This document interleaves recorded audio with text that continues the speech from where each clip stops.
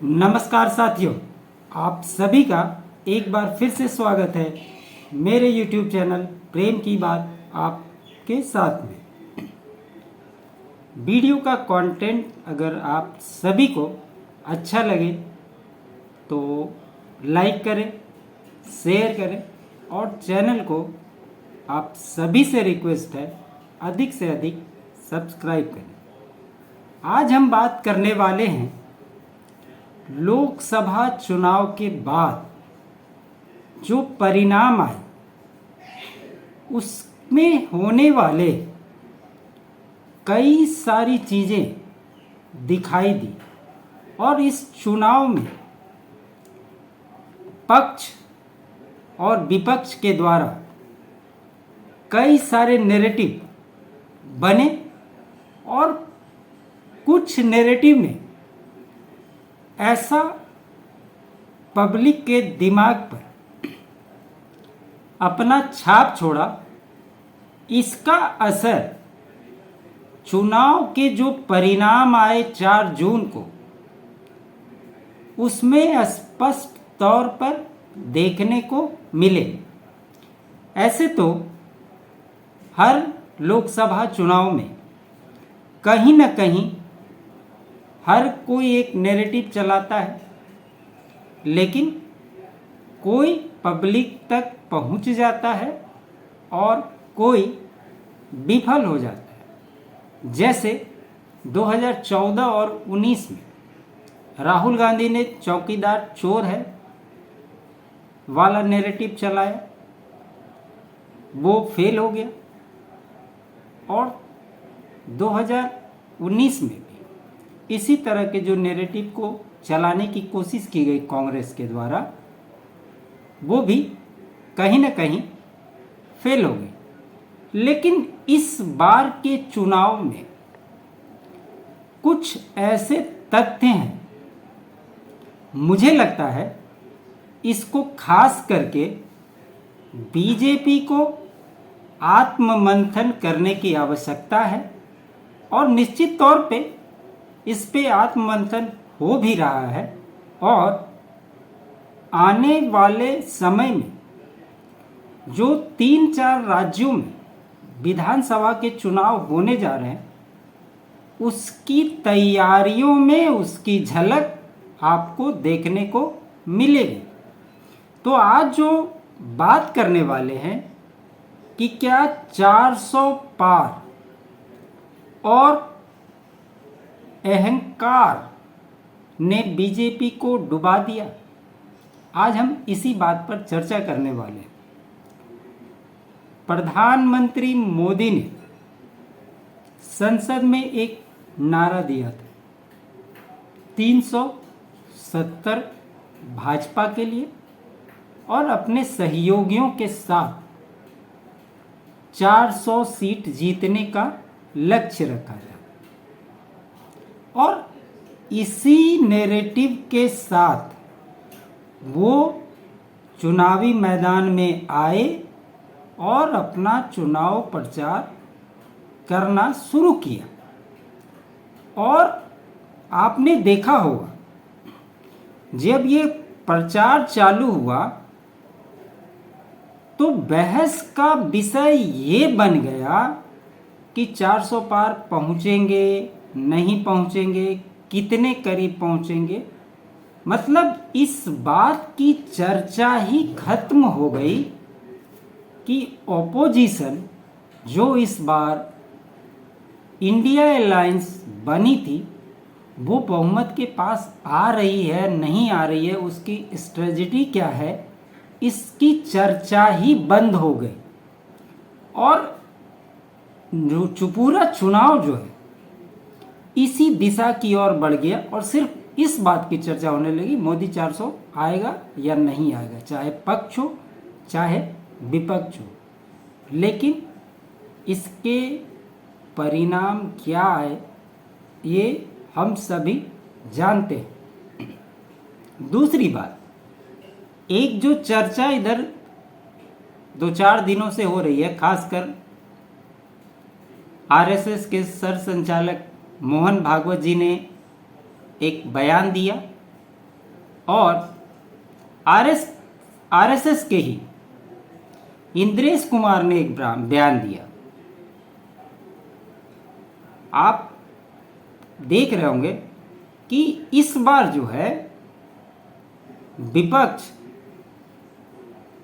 NDA के और खास करके भाजपा के एक एक वर्ड को पकड़ने की पूरी तैयारी में लगी हुई है और ये कॉन्फ्लिक्ट पैदा करने की कोशिश में लगी हुई है कि किस प्रकार से भाजपा और आरएसएस एक दूसरे में लड़ाई हो जाए, ये दोनों इंस्टीट्यूशन अलग हो जाए, जिसका फ़ायदा विपक्ष को मिले।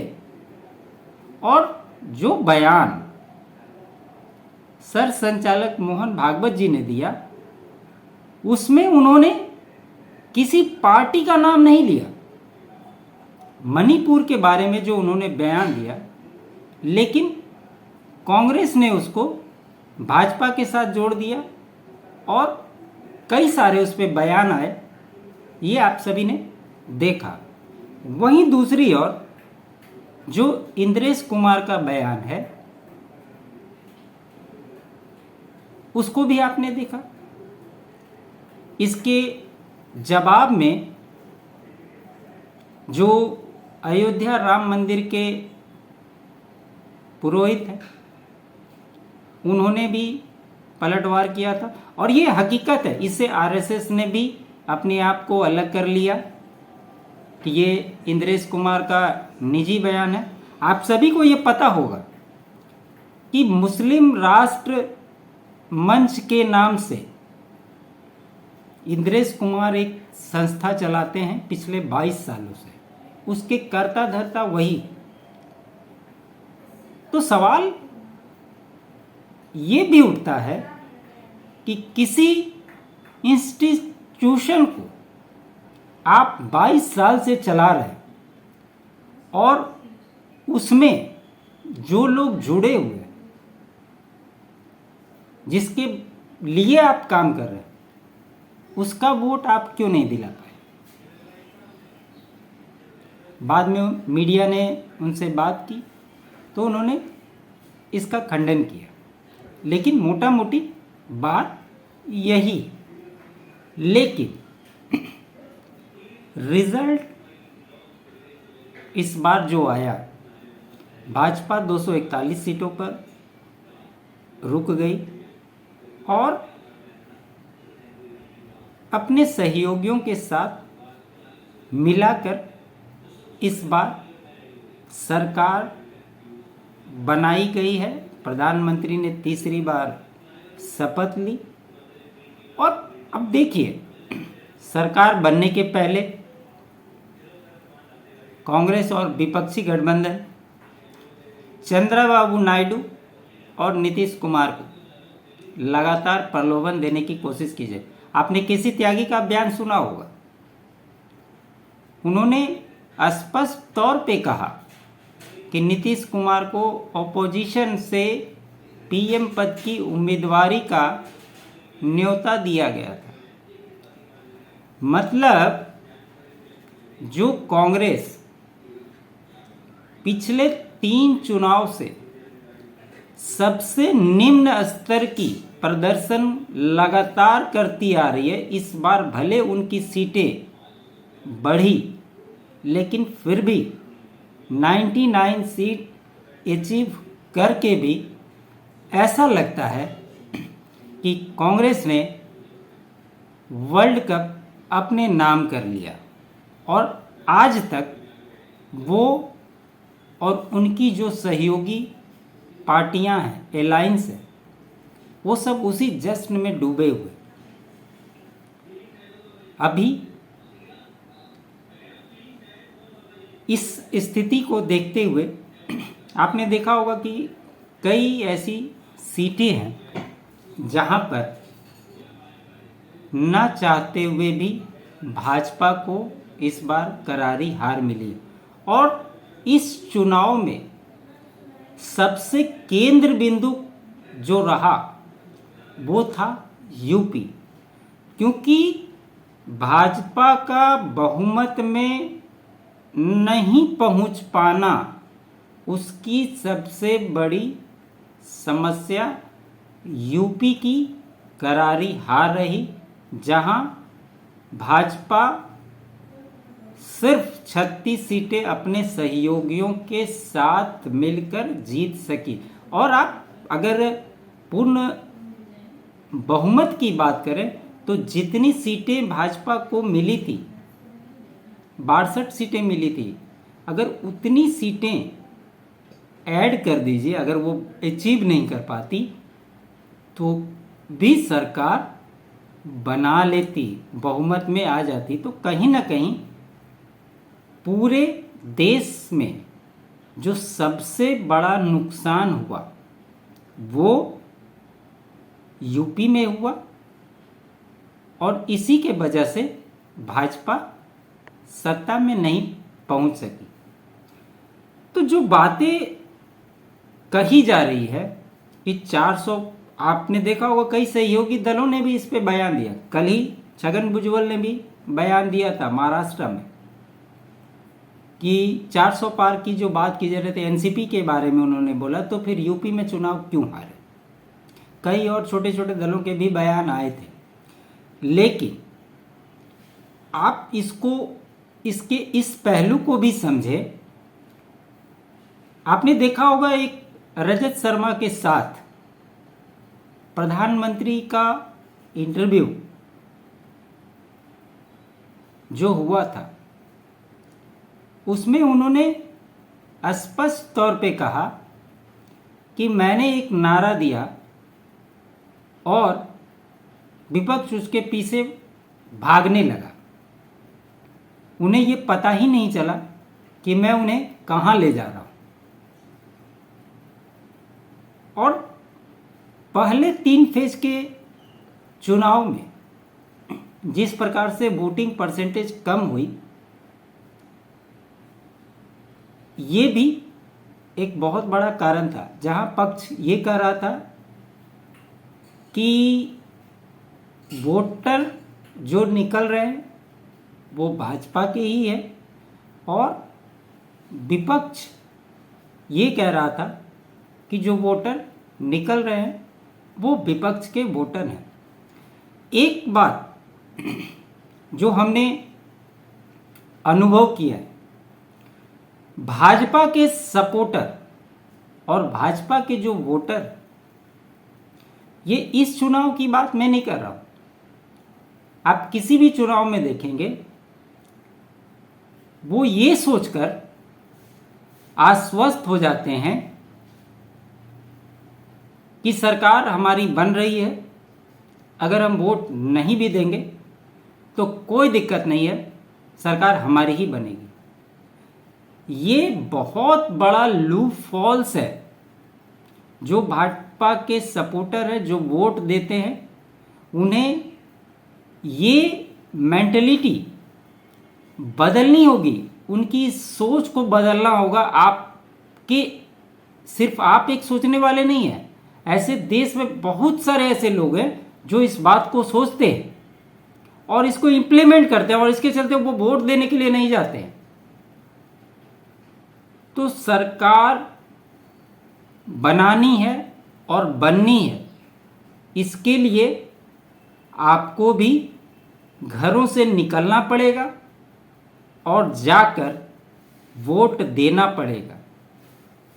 इस पूरे चुनाव में जो सबसे बड़ा फैक्टर दिखा जो भाजपा को नुकसान पहुंचाया, उसमें 400 पार जो नारा लगा था उसके एगेंस्ट में जो संविधान बदलने की बात की गई और आरक्षण समाप्त करने की बात जो विपक्ष ने उठाया, ये नैरेटिव जो है, ये नैरेटिव चिपक गया इस बार।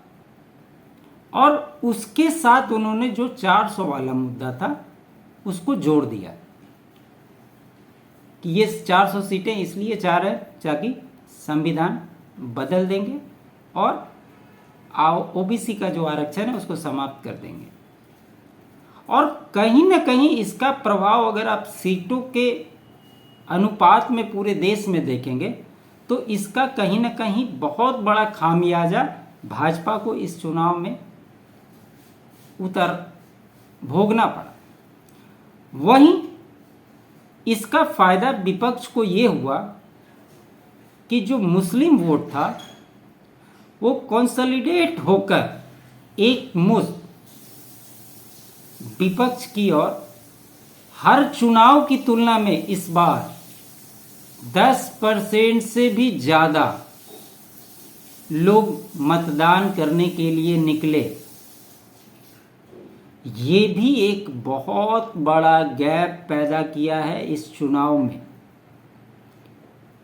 अब भाजपा को भी ये समझने की ज़रूरत है और इसको निश्चित तौर पर एनालिसिस करने की भी ज़रूरत है। जो कांग्रेस से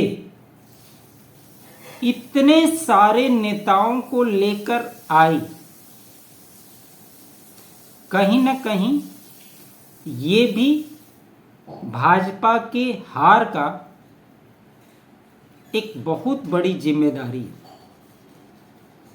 क्योंकि भ्रष्टाचार की बात और भ्रष्टाचार पर प्रहार जिस प्रकार से नरेंद्र मोदी जी का एम था और जिस पर ईडी सीबीआई जिस प्रकार से काम कर रही थी, उसका लाभ भी भाजपा को क्यों नहीं मिला, ये भी अपने आप में एक बहुत बड़ा सवाल है। और इसका सबसे जीता जागता एग्जाम्पल महाराष्ट्र में जब एनसीपी टूटी और अजीत पवार को इन्होंने अपने में मिला लिया और उन्हें उप मुख्यमंत्री बना दिया, अपनी सरकार में शामिल कर लिया, जिस अजीत पवार पर 70,000 करोड़ के घोटाले का आरोप लगा था, ऐसे लोगों को जब आप अपनी ओर लाते हैं और उनको अपने सरकार में भागीदार बनाते हैं तो आपको इसका खामियाजा भुगतना पड़ेगा, इससे कोई इनकार नहीं कर सकता। और महाराष्ट्र में इस बार के नतीजे क्लियर कॉन्सेप्ट में यही बताते हैं कि भाजपा का महाराष्ट्र में इस बार का प्रदर्शन जो हुआ ये पूरी तरह से अजीत पवार को साथ लाने की वजह से ऐसी नकारात्मक स्थिति पैदा हुई। और आप देख लीजिएगा कि आने वाले समय में जो महाराष्ट्र में विधानसभा के इलेक्शन हैं, अगर आज भाजपा नहीं सुधरी तो इसका खामियाजा महाराष्ट्र के विधानसभा चुनाव में भी निश्चित तौर पे वो भुगतने जा रही है। अब इसको कैसे मेटलाइज करती है, इसके लिए भाजपा क्या करती है, ये तो समय बताएगा। लेकिन जिन राज्यों में इसकी वजह से नुकसान हुए हैं उसकी समीक्षा होनी शुरू भी हुई, कुछ राज्यों में समीक्षा हुई भी है, कुछ चीज़ें जो है उसको भी समझनी बहुत आवश्यक है, उसको भी समझना पड़ेगा। जहां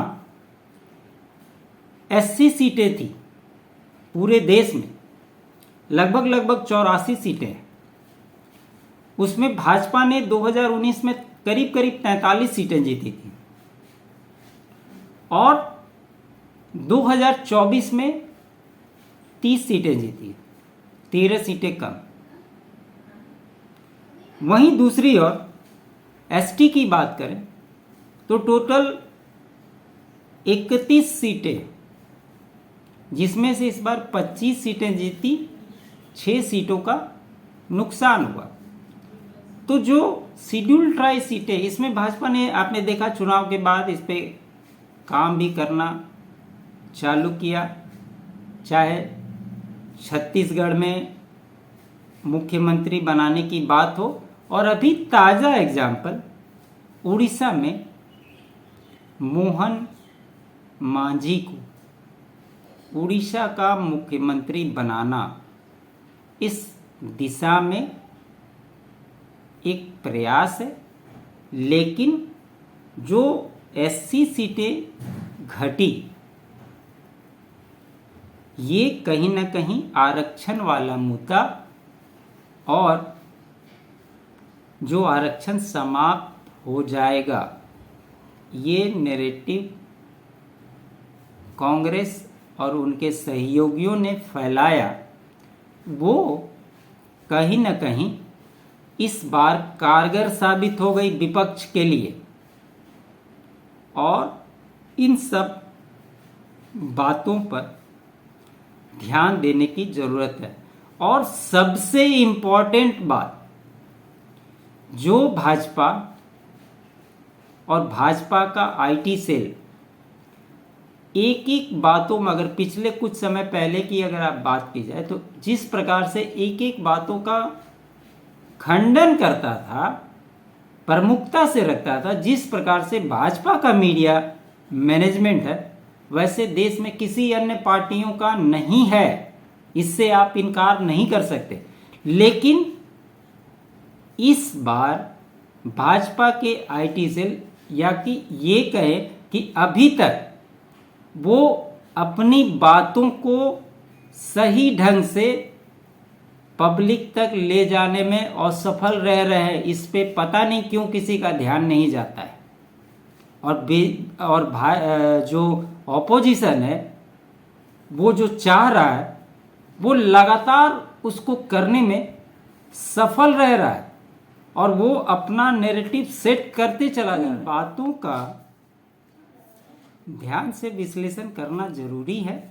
और आप देखेंगे कुछ जगहों पर जो रिपोर्ट आई है, बीजेपी ने आत्ममंथन करना शुरू भी किया है, और जो भी गड़बड़ियां हुई हैं वो धीरे धीरे सुधार की दिशा में बढ़ रही है।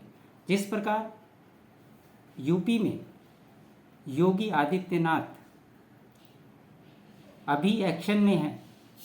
एक नैरेटिव देखा होगा आपने, केजरीवाल जब बेल पर आया था, उसने भी दिया था कि चुनाव के 2 महीने के बाद योगी आदित्यनाथ को हटा दिया जाए, और प्रधानमंत्री 75 साल के हो जाएंगे। वो इस बार वोट अमित शाह के लिए मांग रहे हैं।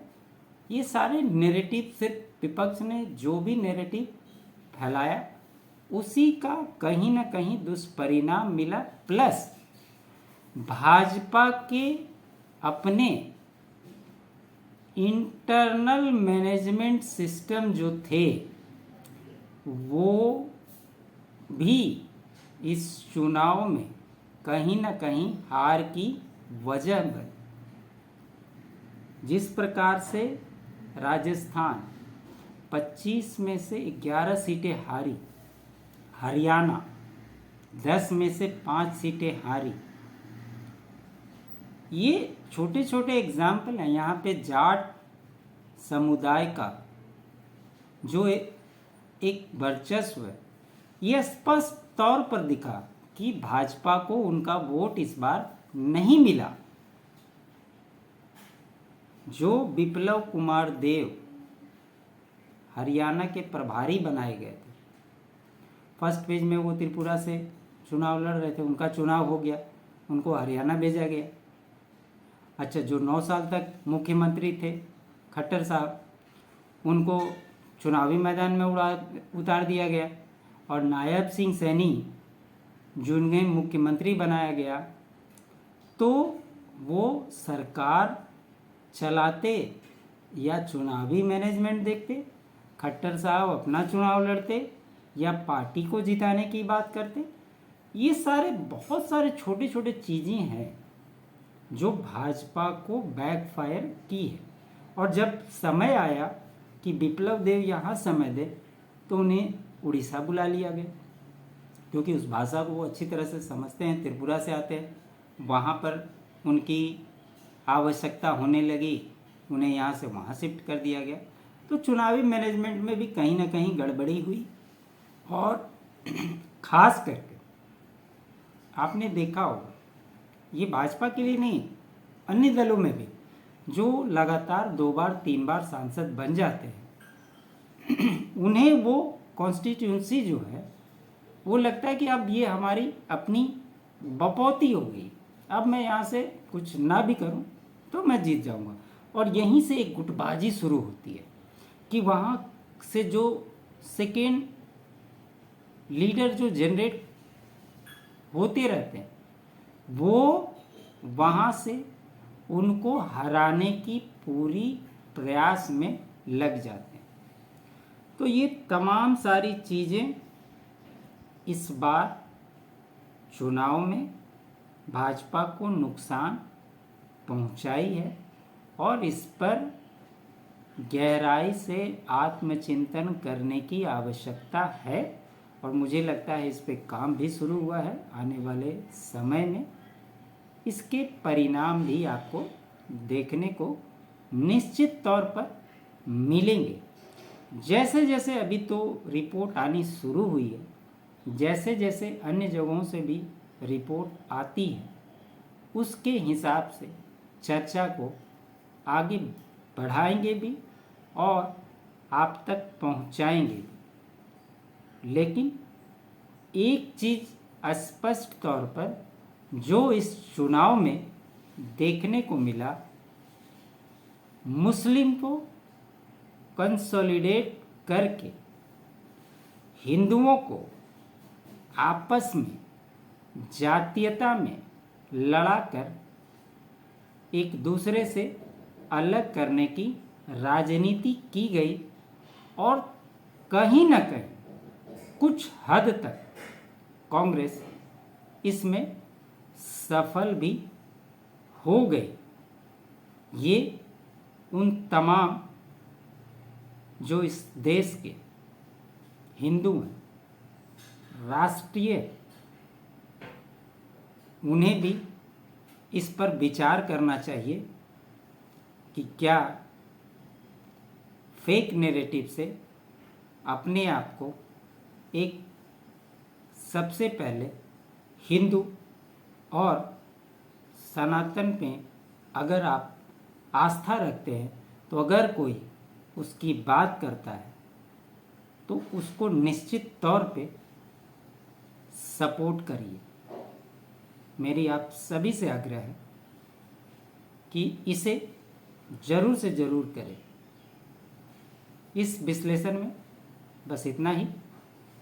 आप सभी से गुजारिश है, कंटेंट अच्छा लगे तो लाइक करिएगा, शेयर कीजिएगा और चैनल को सब्सक्राइब नहीं किया है तो अधिक से अधिक सब्सक्राइब ज़रूर कीजिएगा।